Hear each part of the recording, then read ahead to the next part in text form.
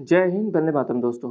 कैसे हैं आप लोग? उम्मीद करता हूँ बढ़िया होंगे, अच्छे होंगे। तो आज का हमारा टॉपिक फिर हम ईवीएस स्टडी इन्वायरमेंट पर्यावरण अध्ययन का लेकर आए, मोस्ट इंपॉर्टेंट क्वेश्चन लेकर आए हैं। एग्जाम पॉइंट ऑफ व्यू के हिसाब से देखा जाए तो बहुत बहुत बहुत ज़रूरी क्वेश्चन है, आपको बहुत जल्दी समझ में आने वाला है बाई अजित राज एसकेएस वाले के साथ। तो चैनल पर नए हो सब्सक्राइब कर दीजिए और वीडियो को पूरा देख के जाइए, अधूरा मत देख के जाइए, ठीक है, कि आपको काम आए।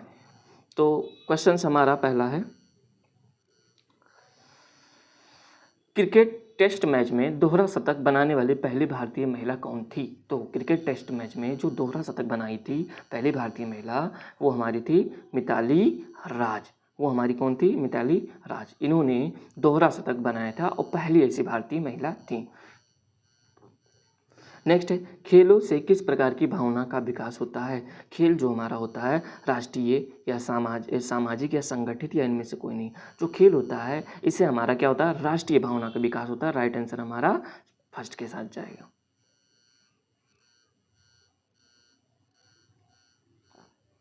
नेक्स्ट है, किसके अनुसार खेल स्वयं तथा स्वैच्छिक के द्वारा की जाने वाली गतिविधि है? ठीक है, तो ये हमारा स्टर्न चाचा ने कहा था कि खेल जो है स्वैच्छिक स्वयं के इच्छा द्वारा की जाने वाली गतिविधि है, स्टर्न चाचा ने कहा था। ठीक है, तो ये हमारा राइट आंसर थर्ड के साथ राइट आंसर।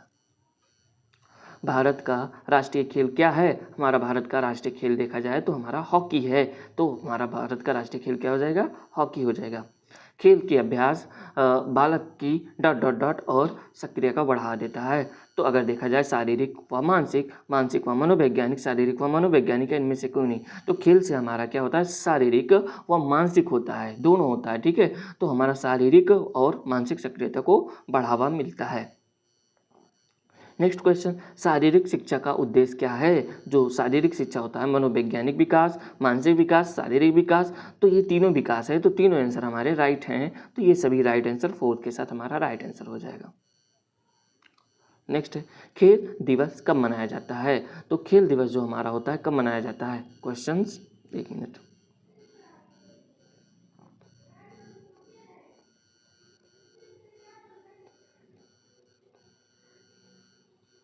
हाँ, खेल दिवस हमारा कब मनाया जाता है? खेल दिवस हमारा मनाया जाता है 29 अगस्त को। किस 29 अगस्त को? मेजर ध्यानचंद के याद में मनाया जाता है। ठीक है, तो खेल दिवस 29 अगस्त को मनाया जाता है। निम्न में से कौन सा स्थानीय खेल है? हमारा स्थानीय खेल ये क्रिकेट, हॉकी, लॉन टेनिस, ये सब हमारा स्थानीय खेल नहीं है। जो पिट्ठू है, और इसके साथ साथ पिट्ठू की जगह कहीं कबड्डी आ गया, कबड्डी आ गया तो कबड्डी भी आपको मारना है। ठीक है, पिट्ठू की जगह अगर कबड्डी है तो कबड्डी भी मारना है। वर्तमान में विद्यालयों की परिधि में शिक्षा के साथ साथ किस ओर ध्यान दिया जा रहा है? तो अगर देखा जाए तो वर्तमान में विद्यालय की परिधि में खेल पे ध्यान दिया रहा है शिक्षा के सिवा, या वैज्ञानिक कार्य, या सांस्कृतिक गतिविधियों, या सामाजिक अध्ययन। तो अगर शिक्षा के साथ साथ हमारा जो है वो खेल पे भी ध्यान दिया जा रहा है वर्तमान समय में। नेक्स्ट है, राष्ट्रीय खेल दिवस किसकी याद में मनाया जाता है? अभी आपने बताया था जो 29 अगस्त को मनाया जाता है मेजर ध्यानचंद के याद में। तो राष्ट्रीय खेल दिवस किसकी याद में मनाया जाता है? मेजर ध्यानचंद की याद में। भारत में एशियाई खेल सर्वप्रथम कहाँ आयोजित किया गया? तो भारत में एशियाई खेल सर्वप्रथम हमारा जो दिल्ली है वहाँ आयोजित किया गया था। ठीक है, प्रथम राष्ट्रीय खेल कहाँ आयोजित हुआ था? तो जहाँ एशियाई खेल हमारा आयोजित किया गया था वहीं हमारा प्रथम राष्ट्रीय खेल आयोजित हुआ था, दिल्ली में ही। ठीक, उड्डयन सिख उपनाम किससे जाना जाता है? तो हमारा जो मिल्खा सिंह हैं, ठीक है, इनको उड्डयन सिख उपनाम के नाम से जाना जाता है। तो राइट आंसर हमारा थर्ड के साथ चला जाएगा। टीम भावना से खेलने का कारण सहयोग, सद्भावना जैसे किन गुणों का विकास होता है? जो टीम भावना से खेलते हैं उनमें सहयोग, सद्भावना आदि गुणों का विकास होता है। किसके द्वारा होता है? वैज्ञानिक, मानवीय, राजनीतिक या शारीरिक? तो मानवीय। ठीक है, सेकंड आंसर के साथ हमारा राइट आंसर हो जाए। दीपा कर्माकर किस खेल से संबंधित है? जो दीपा कर्माकर है वो हमारा क्या है? एथलेटिक है, या भारोत्तोलन है, या कुश्ती है, जिम्नास्टिक है?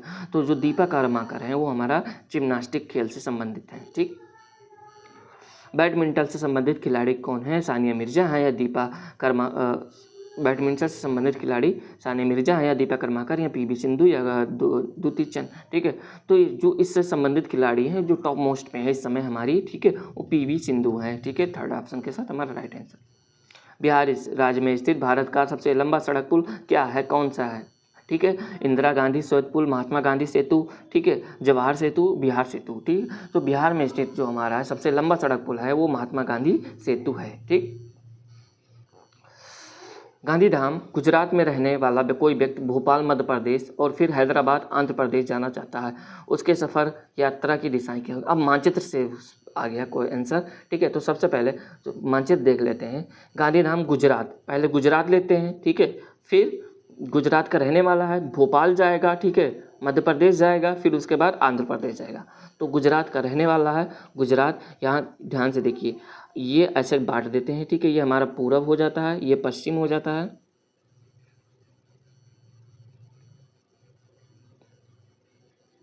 पश्चिम, ये उत्तर, ये दक्षिण, ठीक है। तो गुजरात यहाँ से रहने वाला है, अब कहाँ जाएगा, मध्य प्रदेश, ठीक है, यहाँ जाएगा। तो ये यहाँ से यहाँ जा रहा है तो क्या होगा, यानी पहले कहाँ जाएगा, पूरब की ओर, कहाँ जाएगा, पूरब की ओर, ठीक है, इधर से इधर पूरब की ओर, ठीक है। फिर उसके बाद कहाँ जाएगा, गुजरात में रहने वाला व्यक्ति पहले भोपाल, ठीक है, मध्य प्रदेश जाता है, फिर हैदराबाद आंध्र प्रदेश जाता है। तो मध्य प्रदेश यानी मध्य प्रदेश की राजधानी भोपाल यहाँ जाएगा, फिर आंध्र प्रदेश, आंध्र प्रदेश ये इधर है, ठीक है।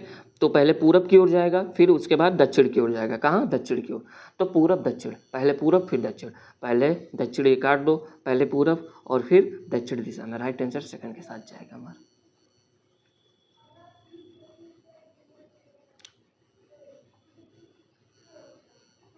भारत के मानचित्र में दिल्ली की स्थिति सापेक्ष हिमाचल प्रदेश की राजधानी शिमला और मध्य प्रदेश की राजधानी भोपाल क्रमशः स्थित है।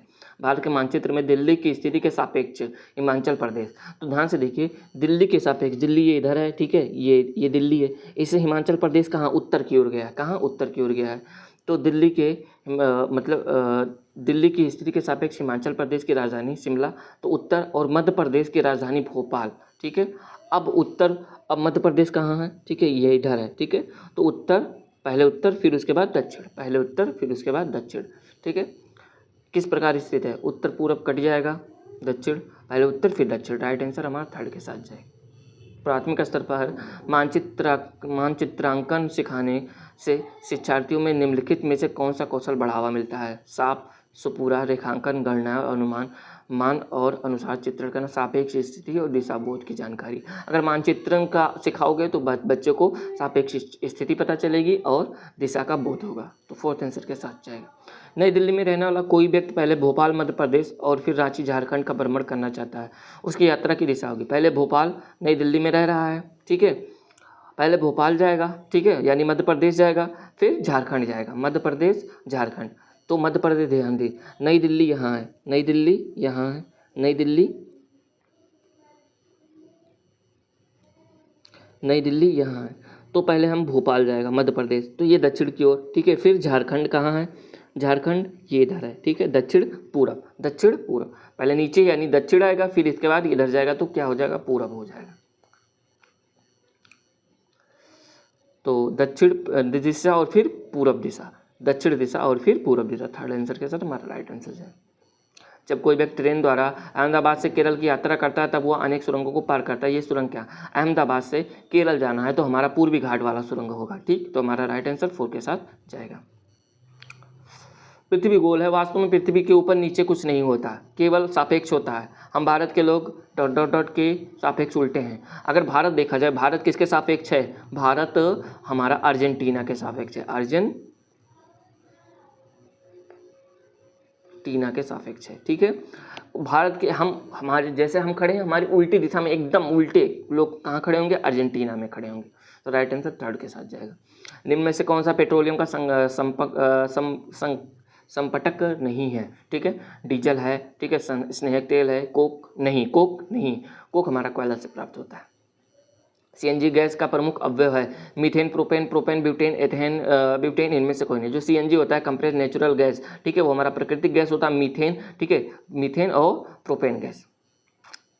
गैस के रिसाव का पता लगाने के लिए इसमें क्या मिलाया जाता है? जो हमारा LPG होता है, लिक्विफाइड पेट्रोलियम गैस होता है, वो बदबू नहीं देता है, लेकिन उसमें कुछ मिलाया जाता है तभी वो बदबू देता है, नहीं तो घर में अगर रिसाव हो जाए तो पता ना चले, आग लग जाए। तो हमारा मरकैप्टन मिलाया जाता है उसमें, मरकैप्टन की वजह से उसमें बदबू आती है, ठीक, इसीलिए हमें गैस का रिसाव का पता चल जाता है।